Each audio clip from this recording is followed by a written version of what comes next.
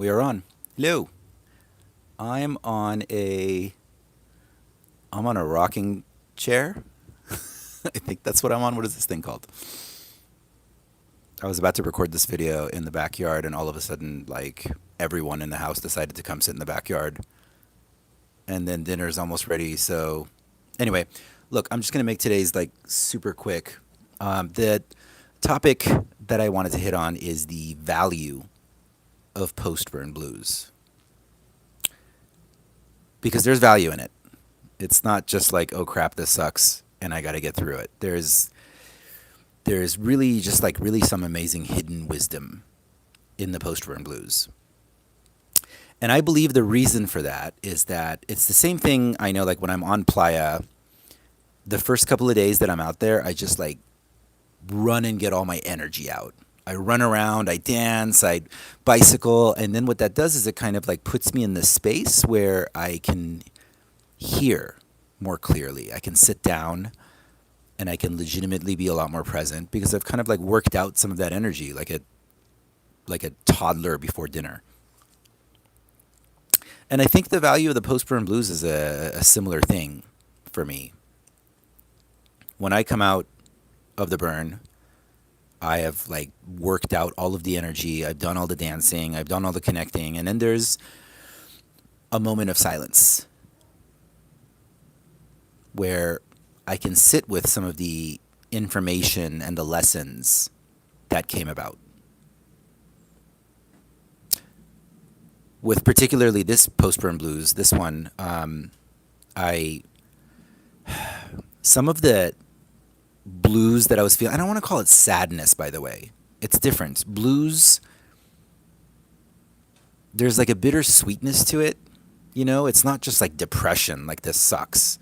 It's a kind of sadness that you can sense somewhere in you has values.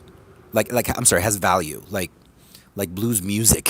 It is an expression of whatever that energy is that's moving through you. I'm sorry I'm wiggling. I hope this is not distracting. I'm also getting eaten alive by mosquitoes. There's a heat wave in Southern California, and it's supposed to go through Monday. And part of the reason that I, had to come out here to the front porch was that in the back of the house, I'm out here gathered with friends, which is one of the important things that you want to do is not necessarily be alone, decompress with people that get you to the best of your abilities, of course. Obviously, people have lives. But with the blues, what I have experienced is that all my defenses are down, all my guard is down. I'm less able to just power through things. And so what comes up, the clarity that comes up from that experience is things that historically I may have been able to just power right past. Things that I may have been able to convince myself are not that big of a deal because I can just, slam a couple of espresso shots and get through that day that I don't want to get through really that much. When you're in the blues mode, there is really no escaping it because you are feeling fully vulnerable, fully released from any ability to punch past it, to power through, and you have no choice but to listen. If there is something that I kind of didn't like doing when I'm experiencing the blues, I absolutely don't have the patience or tolerance for it. If it's a task that I was already kind of resentful towards, I'm going to absolutely hate it when I'm in blues mode. And the reason that that's good is because there's a lot of crap that we do that we shouldn't. We shouldn't be wasting our time with it. If you've taken on a project that you think is going to be well received or it's going to pay well or it's going to open up some door, but you're not really in love with it, you're not deeply invested in it, you're going to get sick of it soon.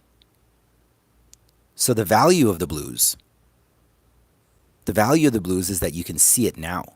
So you don't get too deeply invested in it. If you can get out of it, get out of it. Like one of the things that I'll do is that I might have a new idea. I'm like, this is going to be a new book. And then when I'm tired and exhausted and I have the blues, I'm like, wow, I don't have the energy to keep doing this.